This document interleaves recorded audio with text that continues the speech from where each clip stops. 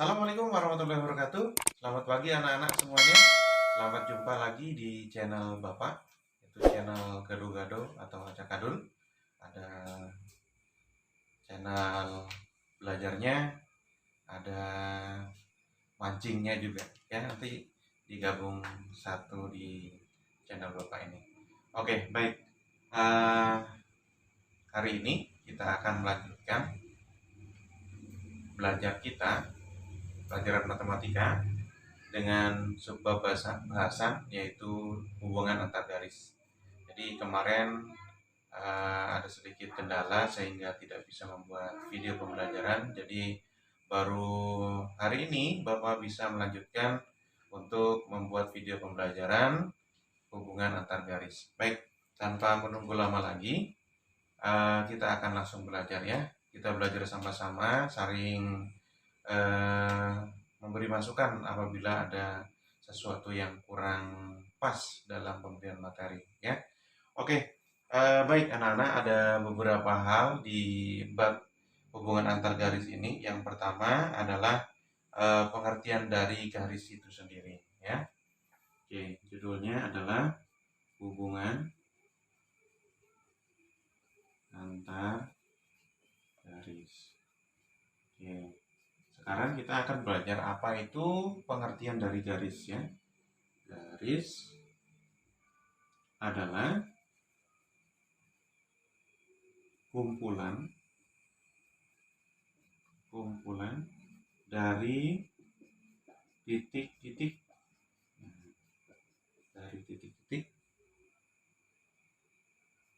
yang bersambung menjadi satu. Ya, boleh juga dengan pengertian yang lain ya. Jadi intinya yang dimaksud dengan garis adalah kumpulan dari titik-titik. Jadi titik-titik seperti ini, kemudian titik-titiknya merapat, dan selanjutnya titik-titik itu bersatu ya. Seperti ini, dan akhirnya menjadi sebuah garis seperti ini. Itu yang dimaksud dengan garis ya.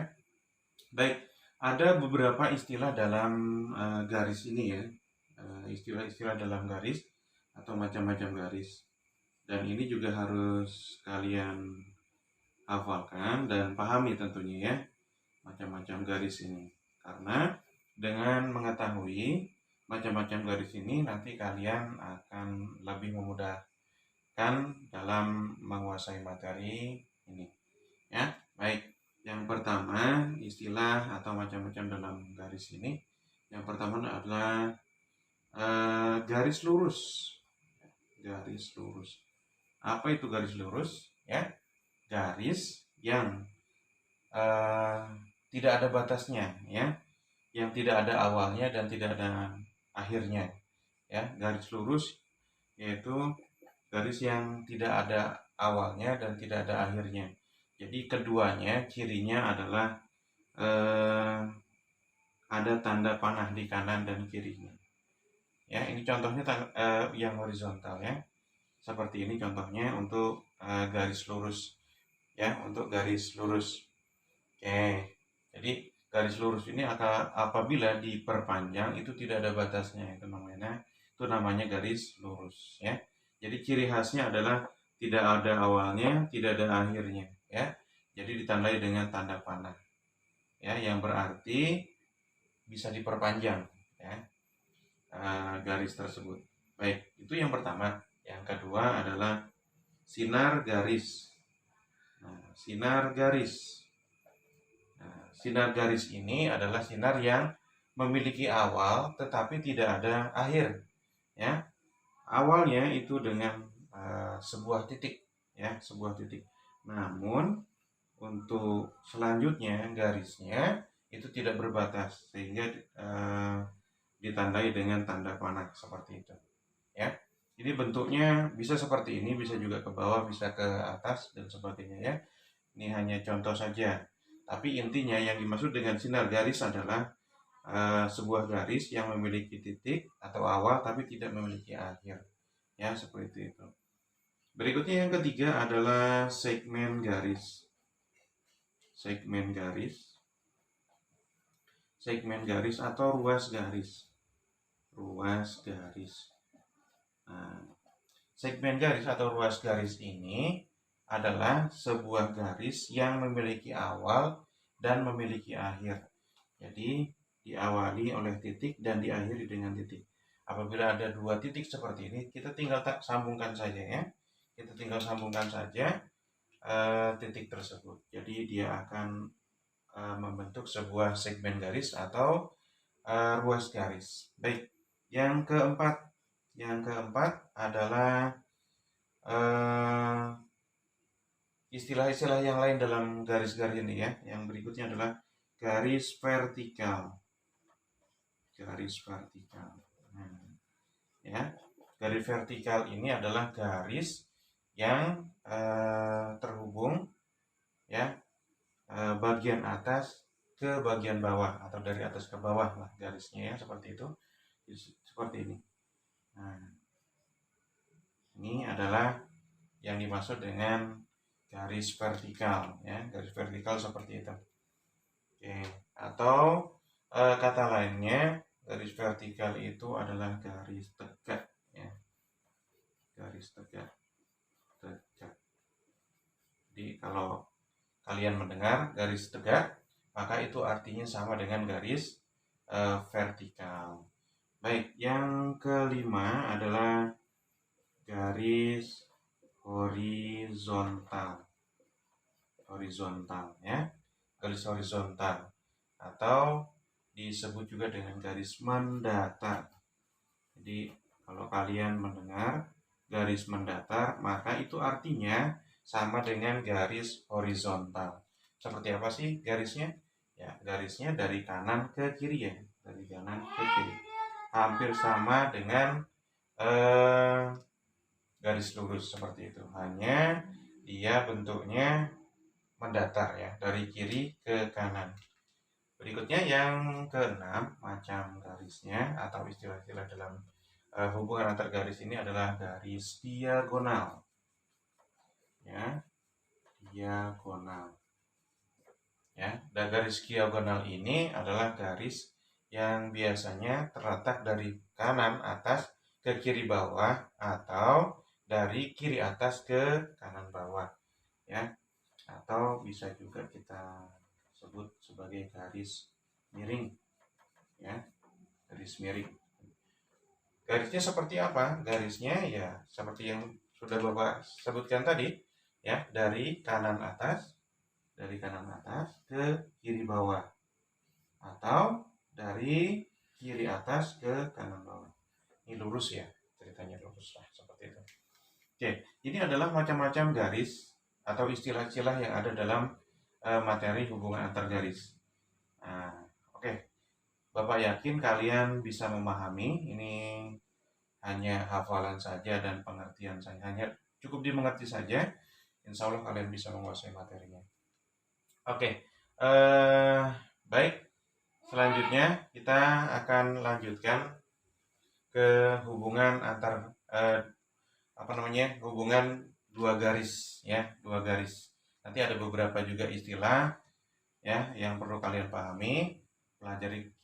Kita belajar pelan-pelan ya. Mudah-mudahan kita bisa kuasai semua materinya ya. Oke.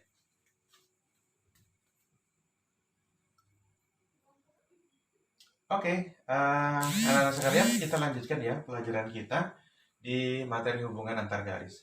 Nah, tadi kita sudah belajar tentang pengertian, kemudian istilah-istilah atau macam-macam garis ya. Sekarang kita akan lanjutkan yang kedua ya. Yang kedua adalah hubungan dua garis. Hubungan antar dua garis atau hubungan dua garis.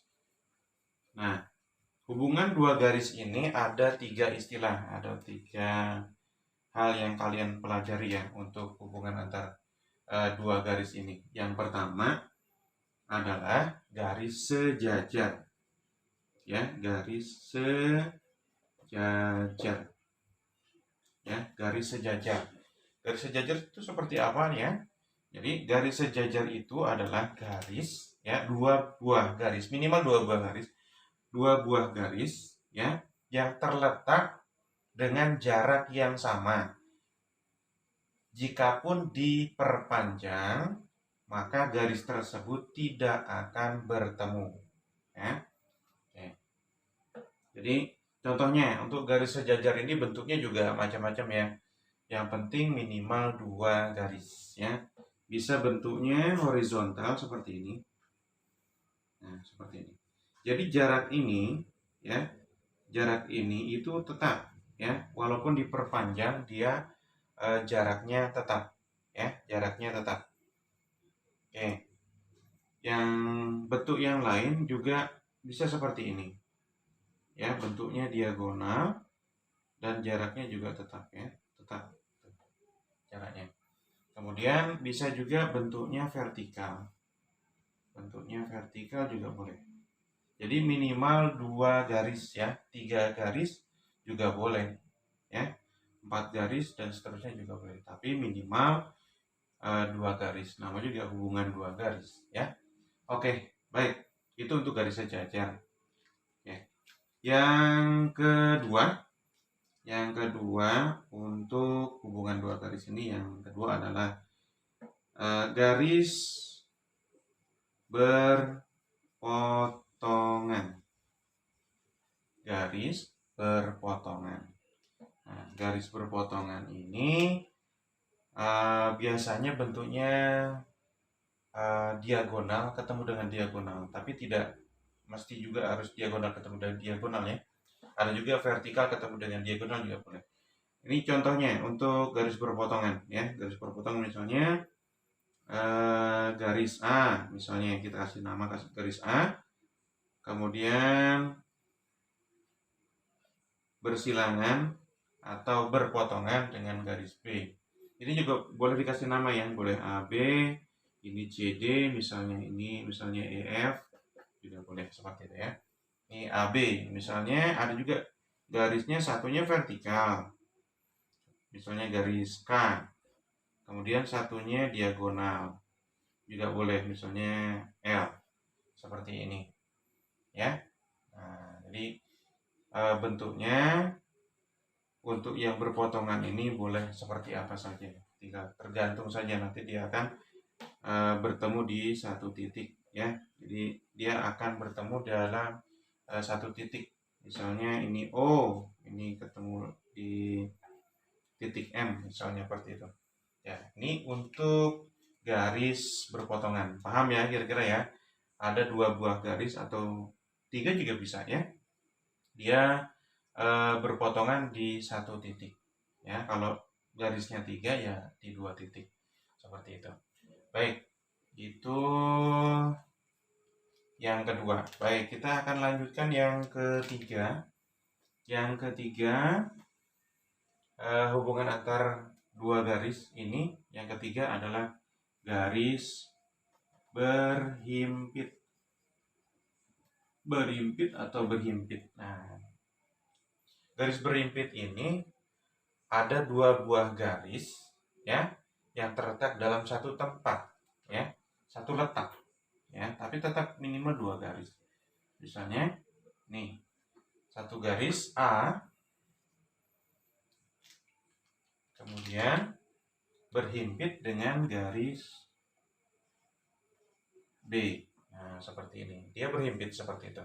Bentuknya boleh horizontal, boleh diagonal, juga boleh vertikal ya. Bentuknya bebas seperti itu. Yang penting dia ada 2 buah garis yang terletak dalam satu tempat dan dia berhimpit ya, bertumpuk atau bertindih ya. Seperti itu. Oke. Selanjutnya yang keempat di hubungan 2 garis ini adalah garis berpotongan tegak lurus. Nah, kalau garis berpotongan tegak lurus, maka bentuknya dia lebih teratur dibandingkan dengan garis berpotongan saja. Misalnya vertikal, misalnya kita kasih M, misalnya garis M, kemudian bertemu atau berpotongan dengan garis N, terletak dalam satu titik temu dan terjadi sudut siku-siku, ya, terjadi sudut siku-siku. Ya, ada juga yang bentuknya seperti ini, kasih tandanya kayak gitu juga boleh, ya, terjadi sudut siku-siku atau 90 derajat. Jadi harus terjadi bentuk siku-siku, ya, harus siku-siku. Kalau misalnya yang lainnya bentuknya diagonal nih, misalnya X misalnya, maka harus disesuaikan juga, yang jelas harus ini Y misalnya, terjadi di W misalnya, dan itu juga harus terjadi sudut siku-siku, ya, sudut siku-siku. Nah, itu baru disebut dengan garis berpotongan tegak lurus. Oke, baik. Jadi untuk hubungan dua garis ini sudah selesai. Jadi ada 4 macam, ya. Yang pertama garis sejajar, yang kedua garis berpotongan, yang ketiga garis berhimpit, dan yang keempat adalah garis berpotongan tegak lurus. Baik, selanjutnya kita ke bab yang terakhir, ya, subbab yang terakhir dari hubungan antar garis ini, ya. Kita lanjutkan setelah ini.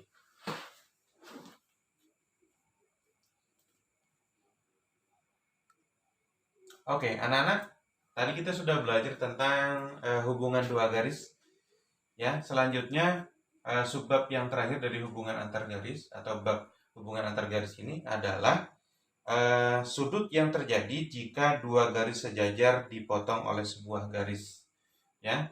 Jadi ada sebuah garis, dua buah garis sejajar, kemudian dipotong oleh satu garis. Kemudian ada terbentuk sudut apa saja sih? Ya, kita pelajari sama-sama, ya. Baik. Perhatikan, di sini ada dua buah garis sejajar, misalnya garis A dan B, kemudian dipotong oleh garis diagonal, misalnya seperti ini, garis K, misalnya seperti ini, ya. Maka akan terjadi 6 sudut, ya, ada 6 sudut yang terjadi. Nah, apa saja itu kita pelajari sama-sama, ya.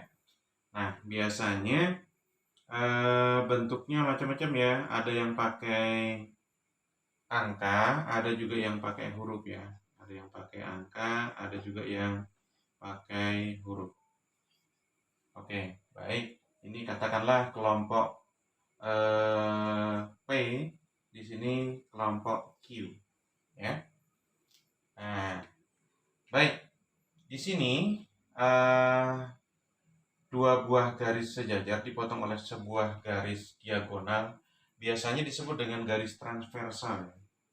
Biasanya sebutannya adalah garis transversal.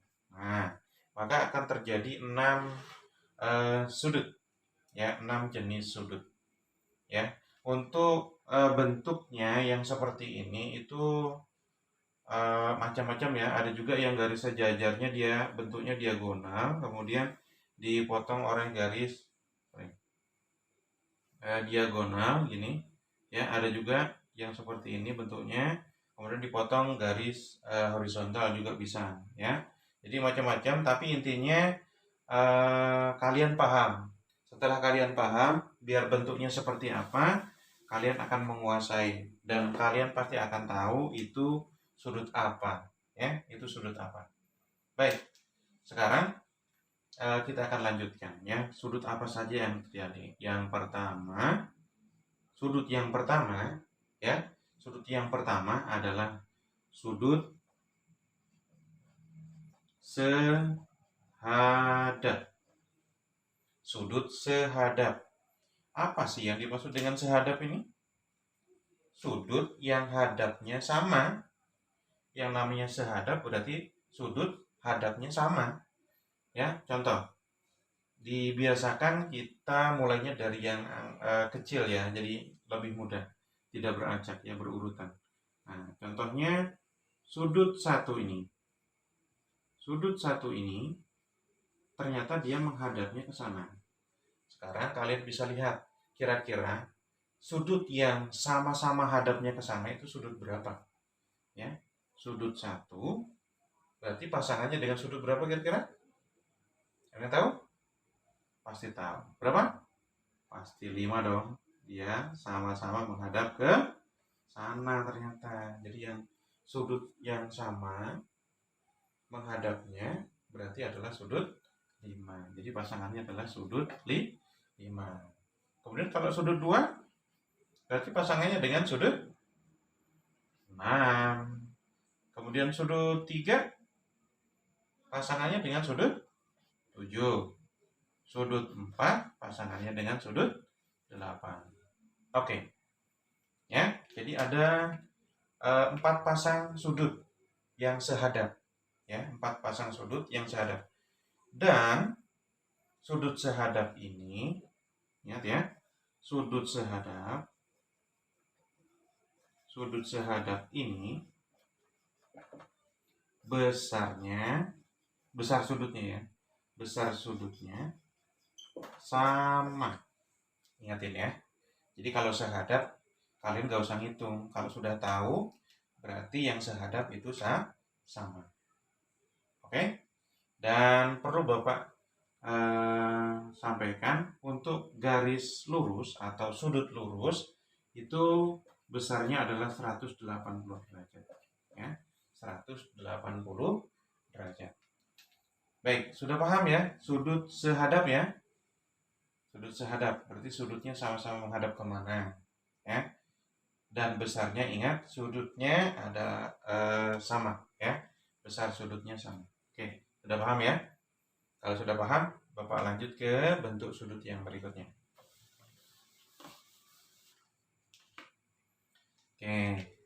Sudut yang kedua yang terjadi adalah sudut bertolak belakang. Bertolak belakang. Ya, sudut yang bertolak belakang. Seperti apa sih sudut yang bertolak belakang itu? Ya. Perhatikan baik-baik penjelasan dari Bapak. Mudah-mudahan bisa memahamkan kalian ya apa yang dimaksud dengan sudut bertolak belakang. Nah, sudut yang bertolak belakang, perhatikan. Di sini ada ujung sudut. Ya, di sini ada ujung sudut. Di sini ada ujung sudut. Nah, ujung sudutnya ini itu bertemu dengan sudut yang mana? Ada yang tahu? Sudah tahu dong. Yang mana? Yang 3 ya. Ternyata bertemu dengan sudut 3. Ketemunya di sini titiknya ya. Jadi pasangan sudut yang bertolak belakang kita susun dari yang pertama ya. Sudut 1. Pakai biru aja. Sudut 1 dia bertemunya atau bertolak belakang dengan sudut 3. Kalau sudut 2 bertemu dengan berapa? Sudut 4. Ya, pintar. Kemudian sudut 5. Sudut 5 bertemu dengan berapa? Dengan sudut 7. Ya, pintar. Kemudian sudut 6 bertemu dengan sudut 8. Oke, ya. Jadi ada 4 pasang juga sudut yang bertolak belakang. Ya. Dan ingat, sudut bertolak belakang, sudut yang bertolak belakang besarnya sama. Besarnya sama. Ya. Jadi kalau kalian sudah tahu sudut 1, pasti akan tahu berapa sudut 3, berapa sudut 5, dan berapa sudut 7. Dan kalian kalau sudah tahu berapa sudut 2, maka kalian akan tahu berapa sudut 4, berapa sudut 6, dan berapa sudut 8. Terus gimana kalau misalnya Pak, hanya sudut 1 saja nih, misalnya sudut 1 saja diketahui. Misalnya sudut 1 adalah 120 derajat. Terus berapa sudut 2-nya? Ya? Berapa sudut 2-nya? Untuk menghitung berapa besar sudut 2, maka sudut lurus ini yang besarnya 180 dikurangi sudut yang sudah diketahui. Ya, untuk mengetahui sudut 2, maka caranya sudut garis lurus dikurangi dengan sudut yang sudah diketahui. Jumlahnya adalah 60 derajat. Nah, kalau kalian sudah tahu besar sudut dari garis lurus yang dibagi 2 itu, maka kalian pasti akan tahu semua sudut yang lain. Ya, semua sudut yang lain pasti akan tahu. Kenapa? Karena kita nggak usah ngitung. Ngitungnya cukup sekali saja. Kita cari sudut yang 1 berapa, sudah diketahui. Tinggal menghitung sudut kedua. Sudut kedua ya tinggal dikurangin aja 180 kurangi 120, 60. Maka yang lain itu kita bisa ketahui. Ya, gimana caranya? Nih, sudah kita pelajari tadi, ada sudut hadap, ada juga sudut bertolak belakang. Oke, paham ya? Mudah-mudahan paham penjelasan dari Bapak, membantu memahamkan untuk materi ini. Oke, baik, kalau sudah paham kita lanjutkan ke bentuk sudut yang ketiga ya. Oke.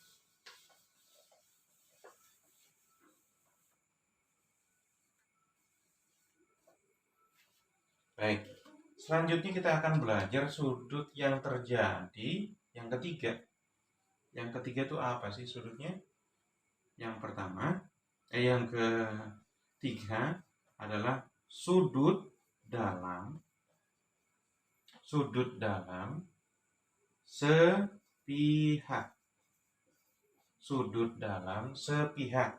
Yang mana sih sudut dalam sepihak itu? Ya. Sekarang kita tentukan dulu mana sih sudut yang di dalam. Nah, sudut yang di dalam adalah sudut yang dibatasi oleh 2 garis ini. Berarti yang mana aja? Nih.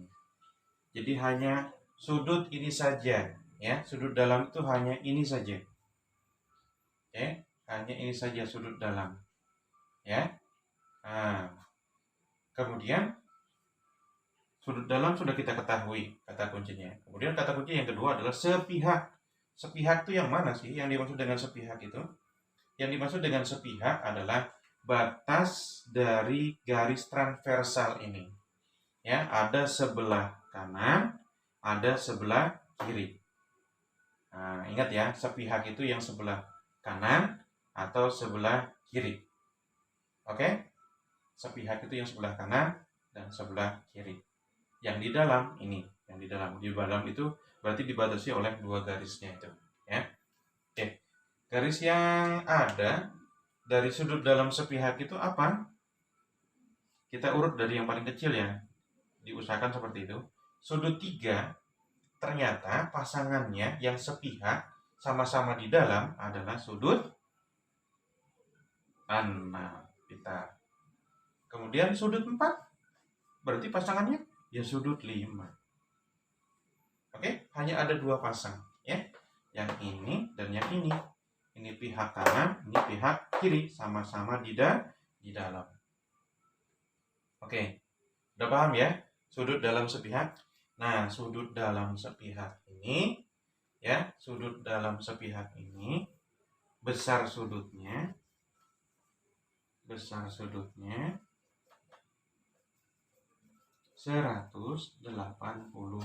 derajat.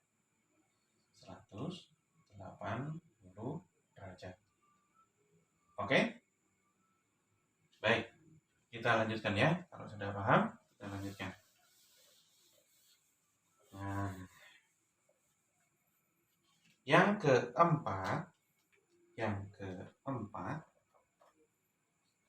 keempat adalah sudut dalam berseberangan. Yang keempat adalah sudut dalam berseberangan. Dalamnya sudah kita ketahui ya, sudah kita dapat. Nih, sudut yang ada di dalam ada 4. Kemudian berseberangan. Nah, kalau tadi sepihak itu berarti sepihak kanan dan pihak kiri. Kalau berseberangan berarti pihaknya nyebrang ya, ke kanan dan ke kiri. Kita urut dari yang paling kecil. Sudut 3 berarti nyebrangnya kemana? Ke kelompok Q-nya. Dari P3 berarti ke Q5. Kemudian sudut 4 berarti nyebrangnya ke P4 ke Q6. Oke, pintar sekali. Nah, ini juga besar sudutnya 180 derajat juga. Ya. Oke. Baik, itu sudut yang keempat. Kira-kira bisa dipahami ya? Oke. Mudah-mudahan bisa paham ya. Insyaallah kita belajar sama-sama. Baik.